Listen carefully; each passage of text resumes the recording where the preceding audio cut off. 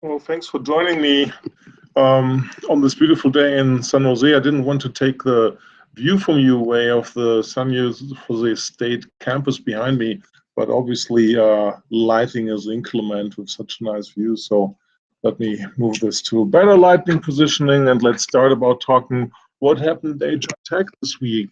It was the 18th edition of that 3,000 attendees, over 500 exhibitors. I don't know how many hundred sessions. So, a really successful event again for the HR Tech franchise.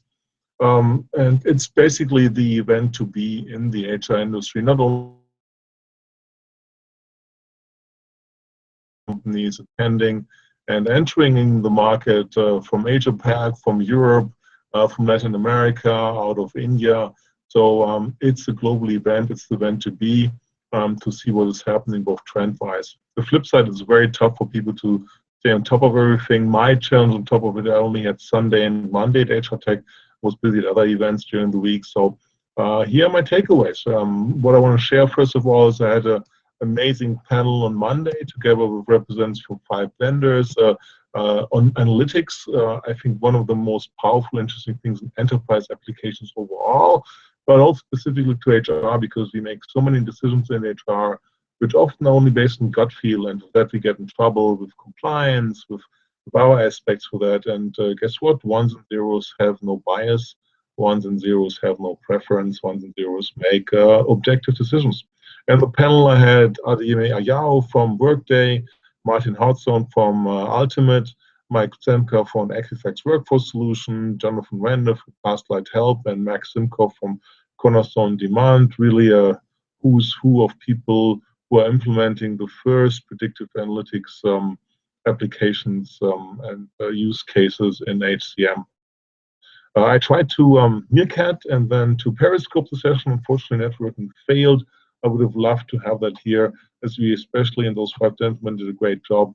Wanted to show one of the biggest problems which you face today with predictive analytics, that users want to know and want to understand why this was predicted and suggested or for them recommended. And all gentlemen gave a good answer. I had the idea during the whole session is if you had somebody guaranteeing you that 2 out of 5 times you win the lottery, which would be nobody would publish that as a decision if only 2 out of 5 times you're right. You have to be right at 3, if not 4 out of 5 times making a predictive analytics decision. But if you had a guarantee that you would win the lottery 2 out of 5 times you played, you would not care what the algorithm is. That's very similar to the situation of a business user who's pressured for time, whose main job is not to do HR stuff, but has a different business function and just happens to have to lead people and have to make decisions. But with that, enough to talk about this on and on about analytics. Next takeaway was talent management is very much alive. We're out of the situation of the first wave of talent management, of a number of vendors, and some of the implementations not going so well, the whole topic being overhyped 10 years ago. We see now the second wave, the innovation on talent management side, not just on the recruiting side, we've seen since a few years, 2 or 3 years already, because all the new technologies of big data analytics, cloud powering these analytical decisions is very well suited to crunch all the social networks, which is the electronic reincarnation of what is happening in the real world for recruiting decisions. It's been going on for a while, but what we now see is that, which is good, we see at the core of talent management, performance management being addressed by new vendors and by existing vendors. And as you know, I've maintained for a long time, if performance management is broken, then talent management is broken because you don't know how to recruit performing people. You don't know if you think you have somebody great, how to bring them on board, who to sit them with, right? High performers leave after 2-3 weeks if you put them together with a weak or mediocre person. You can't do performance management in general if you don't have performance management, self-defeating. You can't do pay for performance. You don't know if learning is effective because you don't know if people improve what they're doing. And let's not even get started about succession management. So it's good to see there's innovation there, too early to say if it's going to work. But the whole idea of putting feedback into tiny little pieces as one aspect, maybe making it additionally and or anonymous, is all very interesting approaches to get there. On the flip side then, on the traditional side, compliance is key, right? The ACA is in full swing.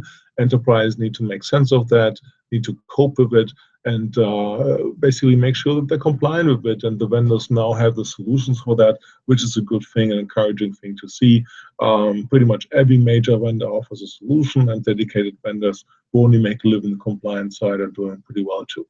And it's not going to change. The legislative will remain creative, so the legislative tornado will keep hitting enterprises. So looking for a vendor who really understands compliance can really help you there before you end up with a spaghetti soup of compliance vendors is something professionals should take an eye out there. Good news also, lots of UI innovation. Can't even mention all the vendors who have improved or even created new user interface for the application. Very important, because ultimately HR is all about employees using something by themselves as a software, and UI innovation. UI doesn't stop. We see the consumerization of IT happening all the time. So that's a key thing that vendors are addressing, and which will benefit professionals and employees likewise. So if your HCM vendor is not innovating and doesn't have a new UI in the last 12 months and no plans in the next 12 months, something is probably not right. So take a look at that. And then it's all about adoption. It's interesting to see as vendors build up more pieces of the HCM automation puzzle, we see less of changes of companies changing providers, but we see much more of enterprise practitioners making sense, trying to leverage what their vendor has built, because the biggest pain, biggest concern in the HR space, as we know, is around integration. Integration is the biggest nightmare and the biggest challenge to be solved. The more you can automate from a single vendor, the better shape you are, and clearly see a pattern of enterprise using more of the same vendor, using the pre-built leverage integrations. So hope you learned, if you looked at my event preview, something interesting about 3 key technologies around analytics, big data, and mobile. And hope you got at least 5 business cards of somebody new who you can network with, and a practitioner you can share information and stories from the trenches about what you're using, not only with the software vendors, which we talked a lot about, but also with the important compliance partners which are there, and implementation partners who were also there in force. Was the biggest show floor we've seen ever. So everybody complaining about Las Vegas, keep in mind what you were complaining this year. Next year, in my personal view, unfortunately, HR Tech will be in Chicago, greater central location, but that's where it stops. Everybody complaining about walking along, think about the taxi situation in Chicago. That pretty much ends it from my side. Thanks for listening. Thanks for watching. How long will we take? I can never figure out while I'm live how long this is going. This is probably my excuse that these things go usually way too long. So thank you very much for watching. Hope you had a great HR Tech. If you didn't make it out there, put it on the notebook for the 19th edition next year in Chicago. If you're an HR professional, if you make decisions about HR systems, it's definitely the show for you to attend. Again, thanks for watching. See you soon.